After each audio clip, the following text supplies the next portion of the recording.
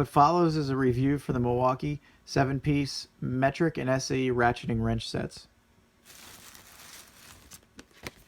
Part numbers for the SAE 4822-9406, for the metric 4822-9506. And the sizes for the metric and the SAE. Now I'm going to do a full review of these on Home Depot's website because I got these at Home Depot, but I wanted to attach a video because there's a couple of features of the Milwaukee ratcheting wrenches that you can't really do it justice, without a demonstration. So before we get into it, just wanted to make a quick comment about the cases. Typical Milwaukee quality. They didn't cut any corners. Very nice, very sturdy. Nothing came broken. Thoughtful and functional. So like double hinged metal. Nice handle. Keeps them organized. And by the way, you can get these wrenches in 15-piece sets that actually come in tapered cases that function as trays that you can sit in reverse next to each other in your wrench drawer, and they look organized and presentable. So anyway, on to the wrenches. For the comparison, I grabbed a GearWrench XL ratcheting wrench. It is 21 millimeters, so it's everything's a little bit bigger. But I think it'll still serve for comparison purposes. Compared to a Milwaukee 17 millimeter, the largest wrench in this set. And this is the GearWrench XL model, made in Taiwan, and it's a similar price and targeting a similar market, the professional. And it is a fine tooth ratcheting wrench, 72 teeth. And it does have the surface drive technology on the open end. The bar is straight, and it has those, kind of, I wouldn't say sharp, but it basically has a. It doesn't have a rounded corner. You feel it when you're grabbing it, but some people like that. I kind of like it, to be honest. It is just like the Milwaukee. It is non-reversing, and it is not offset. So it's your standard ratcheting wrench. Again, XL, for if anyone doesn't know, it stands for extra long. These are long pattern. Now the Milwaukee, on the other hand, has rounded edges, and it has this groove, and it actually flares out. Feels very sturdy, fits in your hand well. You'll find that the groove is kind of handy when you're getting it into different positions. It just feels good. It feels really good in your hand. The chrome is outstanding, and you can just feel and see that this is pretty high quality. Now, in terms of features, let's focus on the box end, or the ratcheting end first. So the GearWrench, as I mentioned, is fine tooth, and it's 72 teeth, and I want you to watch how far my hand moves as I turn it. We'll start at 6 o'clock.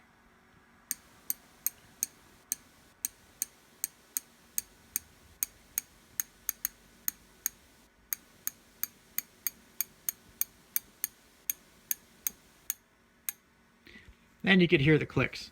So let's do the same with the Milwaukee now.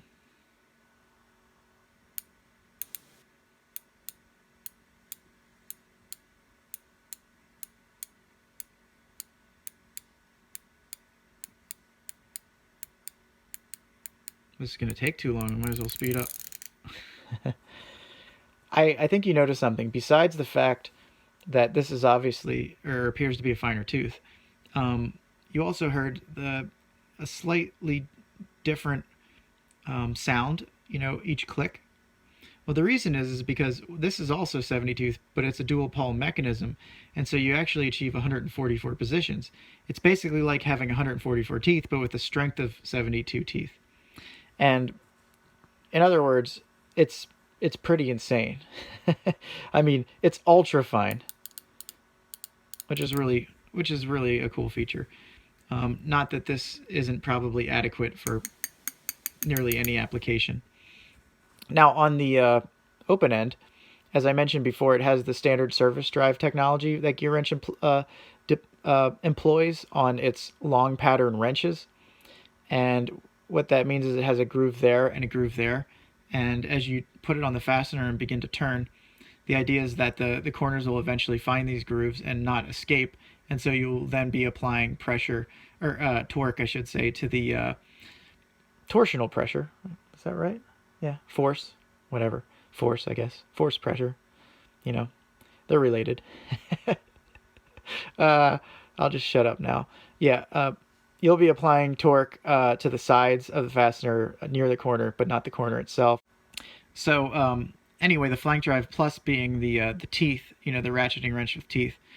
Well, since Snap-on went off patent with the flank drive plus, you've seen other brands coming out with flank drive model teeth, and then not too long ago, at least the first that I saw, was Carlisle by Napa, had a combination of both the flank drive plus the teeth, just like this, on this Milwaukee, and then also this cutout for the fastener, which, given how effective Snap-on, SK,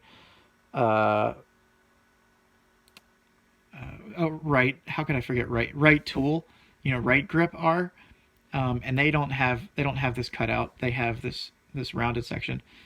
I'm not really sure if this makes a difference. I mean, maybe it just helps you to line it up. But it was very smart of them to kind of create grooves here. As you'll see, some of the older wrenches, like from decades ago, they had this cutout, and the idea was supposed to be an improvement, but not. They didn't necessarily have this groove, which actually allowed the corner, to find that groove or that cutout. And so again, you're only applying pressure on the sides, not the corner itself.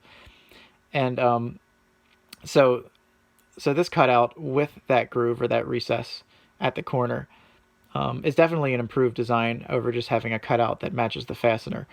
And then you add the teeth.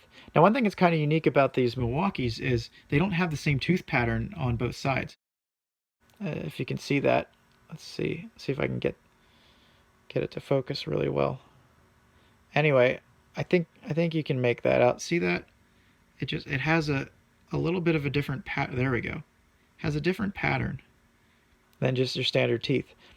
And Milwaukee never does anything for no reason. And usually what they do makes sense and works. So I'd assume they did that for a reason and that it's a good one.